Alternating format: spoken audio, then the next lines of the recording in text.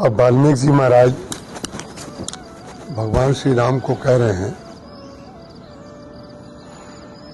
ये वाला जो भाग है भगवान के भक्त के हृदय का वर्णन, ये हमारे और आपके संसार के सबके लिए एक बहुत बड़ा दर्पण है जो वाल्मीकि जी महाराज इस समय बोल रहे हैं।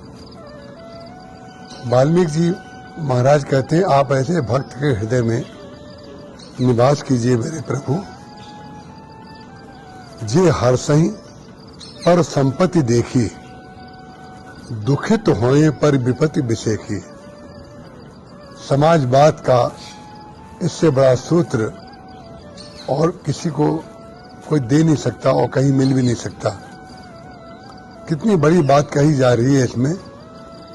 भगवान के भक्त वो होते हैं जो दूसरे की संपत्ति को देख करके प्रसन्न होते हैं और दूसरे की विपत्ति को देख करके दुखी हो जाते हैं। माने दूसरे का सुख उनका सुख होता है और दूसरे का दुख उनका दुख होता है। जिस दिन हमारे जीवन की आधारशिला रामचरितमानस बन जाएगी, उस दिन पर और स्व का जो भेद है वो मिट जाएगा। कौन पराया है और कौन अपना है, उसका भेद मिट जाएगा।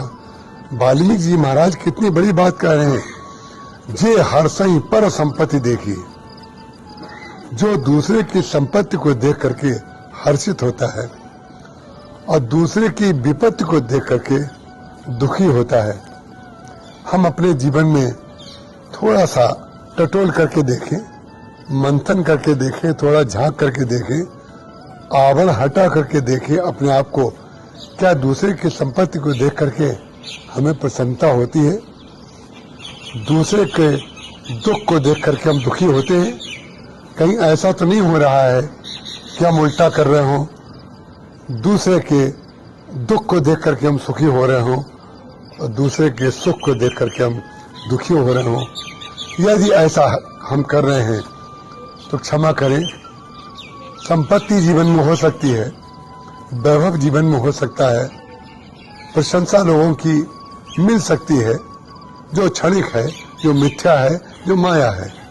लेकिन वास्तविक जो सुख है भगवान के हृदय में रहने का, उससे हम वंचित रहेंगे। उसके लिए तो बहुत आवश्यक है, जे हर्षहि पर संपत्ति देखी, दुखी होए पर विपत्ति बिसेखी। भगवान श्री राम जब वनवास में चलते हैं, तब जब ऋषि मुनियों के हड्डियों को देखा, हड्डियों के पहाड़ को देखा, तब भगवान श्री राम ने उसी समय एक संकल्प लिया कि मैं हाथ उठा करके वचन देता हूं कि मैं इस पृथ्वी से निश्चरहीन करूं मैं। दूसरे की विपत्ति को देख करके दुखी हुए भगवान। निश्चरहीन करो मैं, भुज उठाए अपन कीन, सकल मुनिन के आश्रमिन, जाय जाय सुख दीन। भगवान श्री राम जब वन मार्ग में गए तो भी सबको सुख दिया, और जब भगवान विवाह करके लौट के आए तो मार्ग में सबको सुख देते हैं। अयोध्या वासियों को सुख देते हैं, माताओं को सुख देते हैं, प्रियजनों को सुख देते हैं, परिजनों को सुख देते हैं। इसलिए जे हर्षहि पर संपत्ति देखी, दुखी होए पर विपत्ति बिसेखी। हमें थोड़ा सा सुन करके याद तो आना चाहिए, ध्यान तो आना चाहिए कम से कम कि हम कर क्या रहे हैं।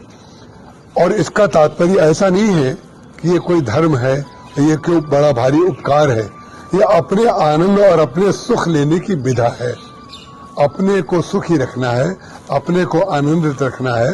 देखिए, आपके घर से, आपके घर की खिड़की जहां खुलती हो, वहां पर कोई बहुत सुंदर लॉन बना हो, वहां पर किसी का बहुत सुंदर घर आ जाए, तो आपके घर से आपका व्यू सुंदर हो जाएगा कि नहीं? और वहीं पर नगर पालिका के द्वारा अगर कूड़ा फेंकने की जगह बना दी जाए जहां आपकी खिड़की खुलती है, तो आपके दुख का कारण बन जाएगा। तो ध्यान रखिएगा, हमारी जब आंखें खुलें तो हम अच्छा देखें। सर्वे भवन्तु सुखिनः, सर्वे सन्तु निरामया, सर्वे भद्राणि पश्यन्तु, मां कश्चित् दुर्भाग् भवेत्। यही सुख लेने का आधार है, यही सुख लेने की विधि है, जिसको वाल्मीकि जी महाराज भगवान श्री राम से कह रहे हैं, जे हर्षहीं पर संपत्ति देखी, दुखी होई पर विपत्ति विषेखी। जय श्री राम।